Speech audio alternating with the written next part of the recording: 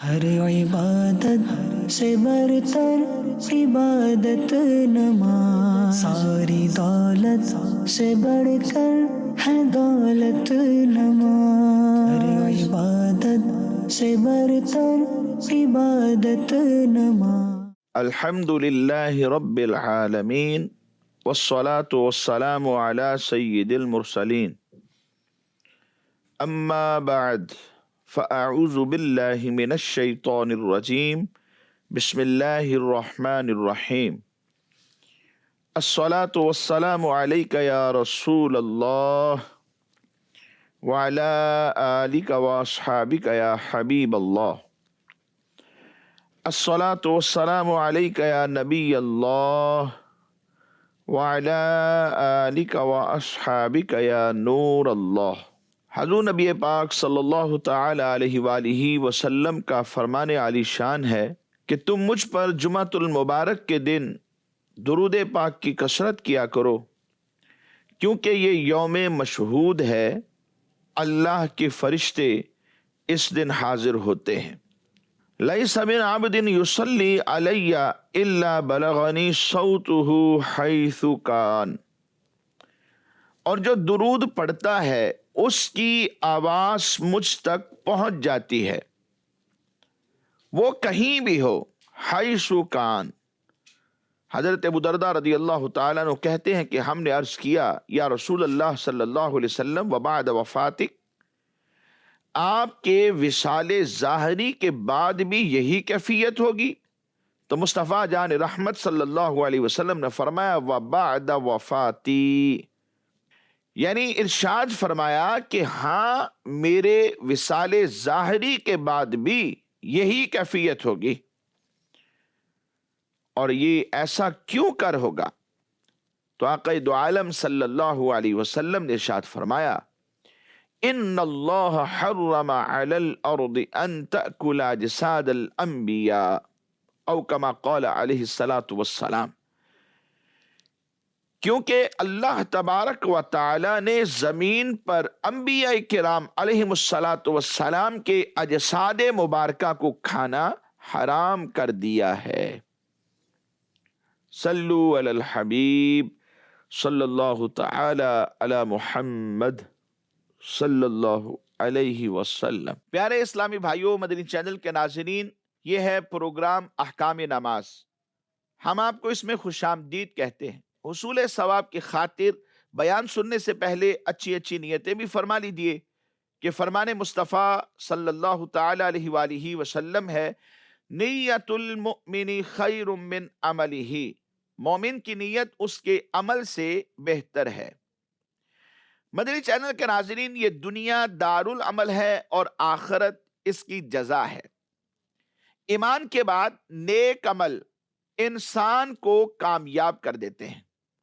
اللہ تبارک و تعالیٰ کے احکام کے مطابق زندگی بسر کرنے والے وہ کامیاب ہیں، اور یہی وہ لوگ ہیں کہ جو اس جنت کے وارث ہیں جسے رب تبارک و تعالیٰ نے تخلیق فرمایا ہے۔ اللہ رب العزت نے نیک بندوں کے لیے جنت کو تیار فرمایا اور انہیں اس جنت کا وارث بنا دیا۔ اس لیے نیک عمل کرنا جنت میں جانے کے لیے ہمارے لیے ضروری ہے کہ اس دنیا میں رہتے ہوئے ہم اپنی زندگی کو اللہ تبارک و تعالیٰ کے احکام کے مطابق بسر کریں اور جنت کے مستحق ٹھہریں، کیونکہ قرآن مجید فرقان حمید میں اللہ تبارک و تعالیٰ ارشاد فرماتا ہے کل نفس ذائقۃ الموت وانما توفون اجورکم یوم القیامہ، ہر نفس نے موت کا ذائقہ چکھنا ہے اور ہر ایک کو اس کے عملوں پر پورا پورا اجر قیامت کے دن دیا جائے گا۔ فمن زحزح عن النار وادخل الجنۃ فقد فاز، قرآن نے کہا تو جو جہنم کی آگ سے دور کر دیا گیا اور جنت میں داخل کر دیا گیا، فقد فاز، تحقیق کہ وہ بندہ کامیاب ہے۔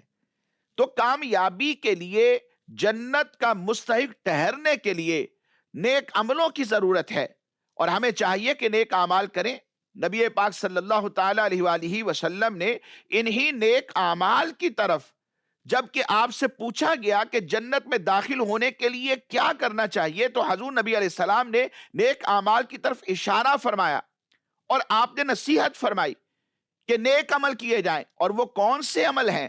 آئیے آپ بھی سماعت فرمائیے۔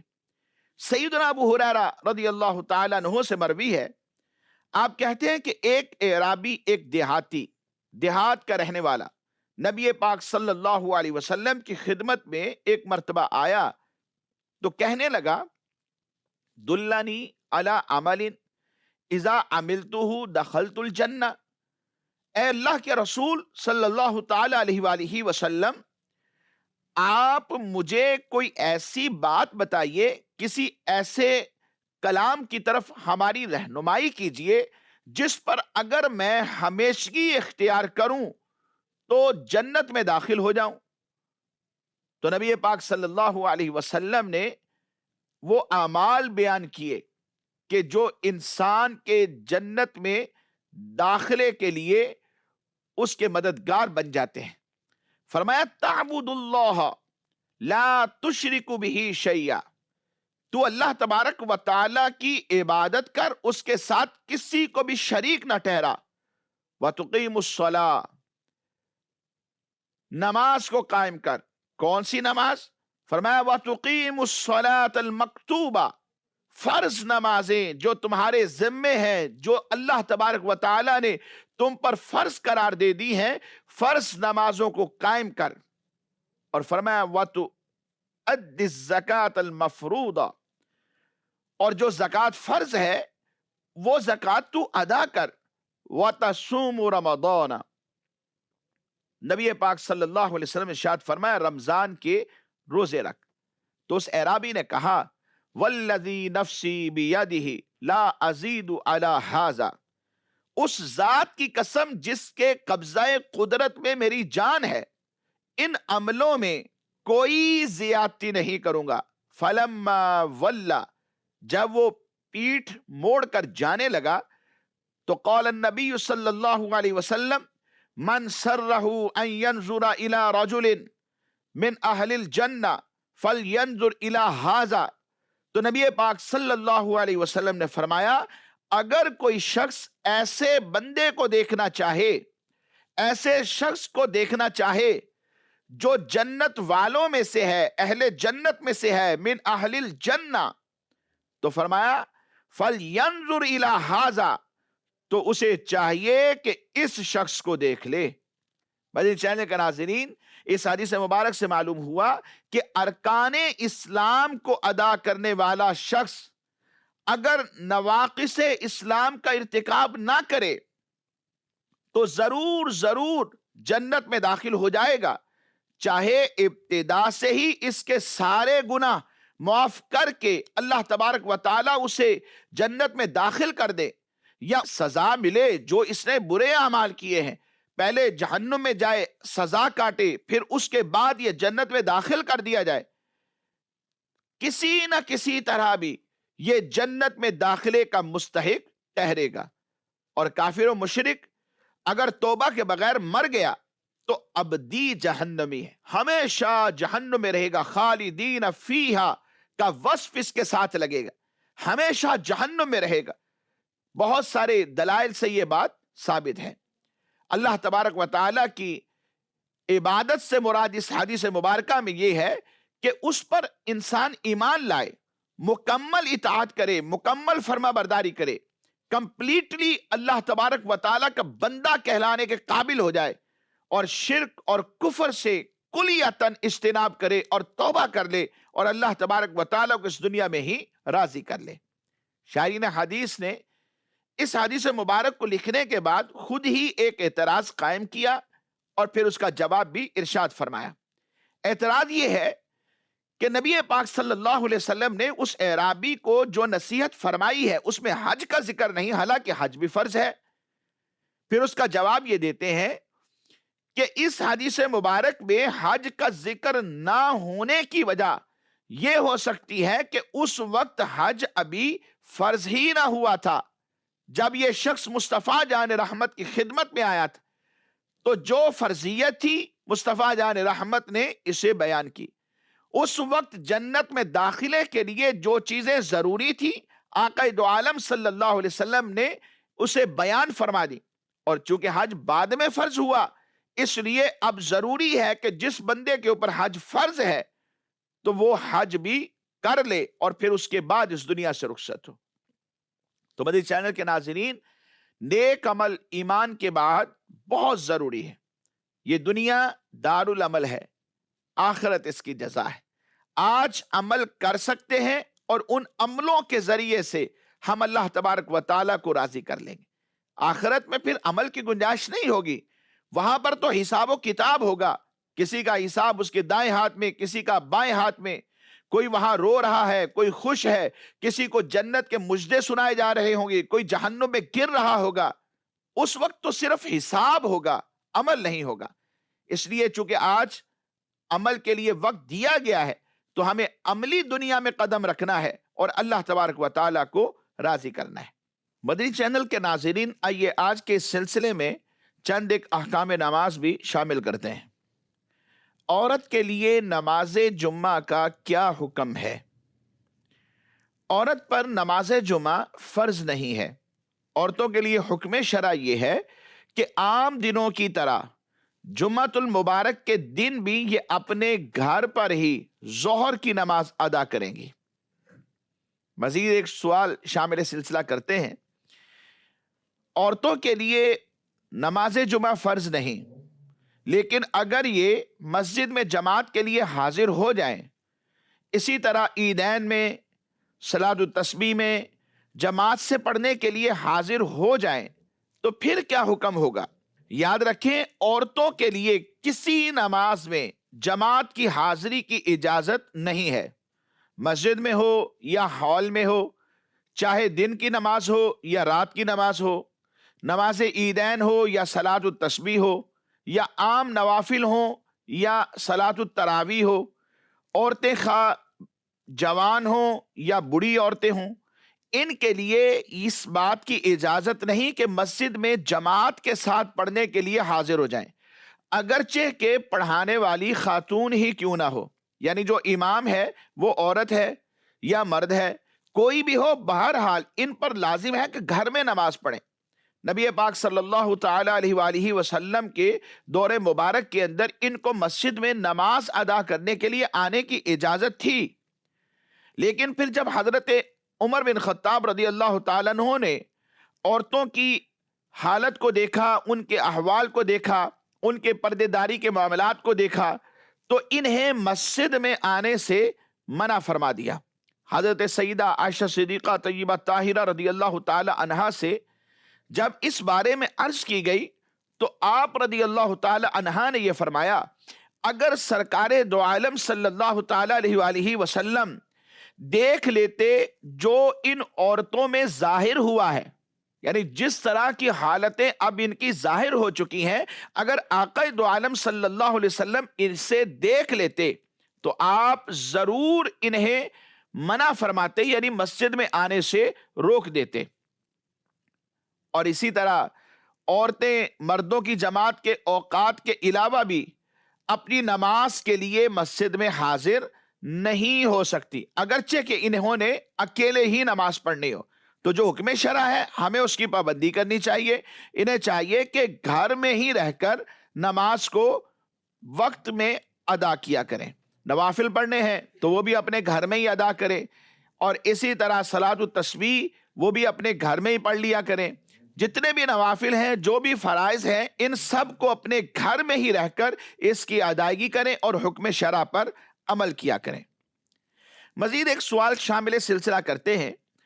عورتیں جمعۃ المبارک کے دن ظہر کی نماز جب اپنے گھر میں پڑھیں گی تو کس وقت پڑھیں؟ کیا مردوں کی جماعت کے ختم ہونے کا یا ان کے گھر میں آنے کا انتظار کریں، یا اس سے پہلے ہی انہیں پڑھنے کی اجازت ہے؟ اس حوالے سے فقہاء کرام نے یہ لکھا کہ بہتر یہ ہے کہ مسجد میں جو مردوں کی جماعت ہو رہی ہے اس جماعت کے ختم ہونے کا انتظار کر لیں. یہ ان کے لیے افضل ہے، ان کے لیے بہتر ہے. मर्दों की जमात हो जाने के बाद अपनी ये जोहर की नमाज फिर घर में अदा कर लें। अगर इन्होंने जमात के खत्म होने का इंतजार ना किया, जैसे ही वक्त शुरू हुआ और नमाज जोहर पढ़ ली, तो तब भी जायज है, इसमें कोई हर्ज नहीं, यानी गुनाह की सूरत नहीं है। अलबत्ता वही अफजल और बेहतर यह है कि मस्जिद में जो मर्दों की जमात है उसके खत्म होने का इंतजार कर लें। जब मस्जिद में जुमातुल मुबारक की जमात खत्म हो जाए तो फिर उसके बाद घर में अपनी जोहर की नमाज पढ़ लिया करें। मजीद एक सवाल शामिल सिलसिला करते हैं। एक शख्स के ऊपर जुमातुल मुबारक की नमाज फर्ज है कि नमाज जुमा अदा करे, भूल गया, जोहर की नमाज पढ़ ली, और अब इम्कान नहीं है कि शहर में किसी भी जगह पर इसे जुमा मिल सके, तो इसके लिए फिर हुक्म शरा क्या है? जिस शख्स के ऊपर जुम्मा की नमाज फर्ज है और वो भूल कर जुम्मा की नमाज की जगह जोहर की नमाज पढ़ लेता है, तो भूल जाने की वजह से इसके सर पर कोई गुनाह नहीं है। लेकिन अगर इसे उस वक्त याद आया कि जिस वक्त जन्ने गालिब है कि शहर में किसी भी जगह पर जुम्मा नहीं मिलेगा, तो अब जुम्मा के लिए जाना इसके ऊपर फर्ज नहीं है, वही इसकी जोहर की नमाज किफायत कर जाएगी। और अगर शहर में किसी भी जगह जुम्मा मिलने के इम्कानात मौजूद हैं, मुमकिन है कि अगर ये घर से निकले तो किसी ना किसी जगह पर किसी ना किसी मस्जिद में इसको नमाज जुमा मिल जाएगी। जैसे बाज़ औक़ात शहरों में बाद मसाजिद के जो टाइमिंग होती है ये लोगों को पता होती है कि फुला जगह पर 2 बजे है, फुला जगह पर 2:30 बजे है, फुला जगह पर 3 बजे है, और ये जहन में होता है। अगर किसी जगह पर रह जाती है तो दूसरी जगह पहुंचने की कोशिश करते हैं। अगर शहर में किसी भी जगह जुमा मिलने का इम्कान मौजूद है, अगरचे कि वो दूर ही क्यों ना हो, अब जुम्मा की नमाज के लिए इसे घर से जाना पड़ेगा। और अब जुम्मा के लिए निकलते ही, जैसे ही ये घर से निकला, जोहर की नमाज बातिल हो गई, अब वहां पर जाकर जुम्मा की नमाज पढ़े। ये अगर वहां पहुंचा और नमाज जुम्मा वहां निकल चुकी थी, तो चूंकि इसकी जोहर की नमाज जो इसने पहले पढ़ी थी वो बातिल हो चुकी थी, वो इसे फुकाहा ये कहते हैं कि अब दोबारा नए सिरे से पढ़नी पड़ेगी। तो इस मसले को जहन में रखिए, जो सूरत कभी बन जाए तो उसके मुताबिक अगर मसला याद होगा तो अमल करने में आसानी हो जाएगी। मजीद एक सवाल शामिल सिलसिला करते हैं कि जुम्मा के दिन कौन सी अजान पर कारोबार को बंद करने का हुक्म दिया जाएगा? क्योंकि 2 अजानें होती हैं, एक अजान अव्वल है और एक वो अजान जो खुतबा शुरू होने से पहले दी जाती है। तो कौन सी अजान है जिस पर कारोबार और दीगर कामों को बंद करने का शरीयत मुतहरा ने हुक्म दिया है? जिस शख्स के ऊपर जुमा फर्ज है उसके लिए जुम्मा की पहली अजान के होते ही नमाज जुमा के लिए सई यानी कोशिश करने का हुक्म है। और बिल उमूम हर वो काम के जो नमाज जुमा की सई के अंदर मुखिल हो यानी रुकावट बच जाए, उसे तर्क करना जरूरी है। बंदे के ऊपर वाजिब है कि उसे छोड़ दे और नमाज जुमा के लिए सई करे।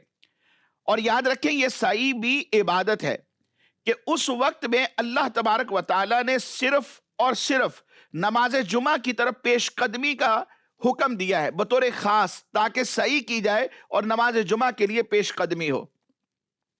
इसी बुनियाद के ऊपर फुक़हा किराम ने सई इलल जुमा में खलल अंदाज होने वाले तमाम के तमाम उमूर, खा वो खरीदो फरोख्त हो, निकाह हो, तमाम पेशे हों, वो तसनीफ से ताल्लुक रखने वाला शोबा हो, वो तालीफ से ताल्लुक रखने वाला काम हो, किसी भी तरीके का काम, इवन के बंदा घर में बैठकर जिक्र अस्कार दुरूद पाक में मसरूफ रहे या कुरान की तिलावत करता रहे, इन सब कामों से मना कर दिया गया।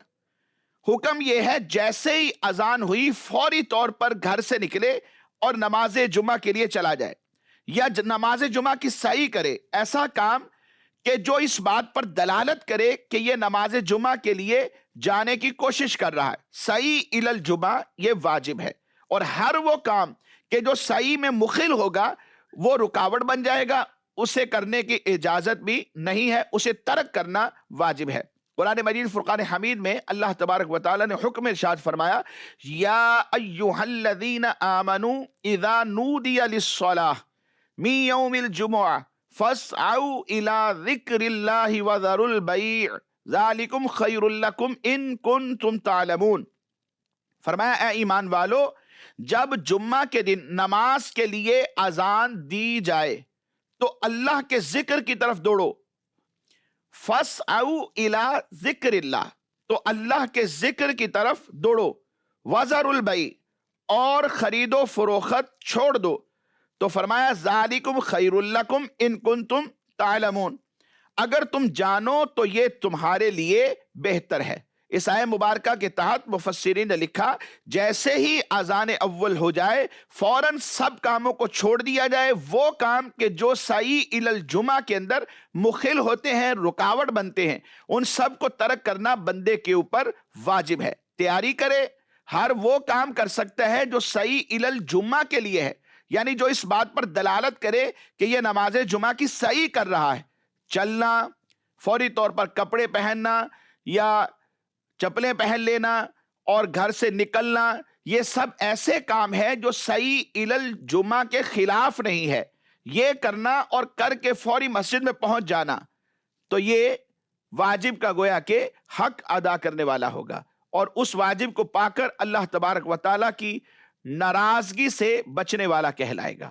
تو ہمیں چاہیے کہ جیسے ہی اذان اول ہو جائے فوراً سب کام کا چھوڑ دیے جائے، سعی الی الجمعہ کی جائے اور مسجد میں پہنچ جایا جائے۔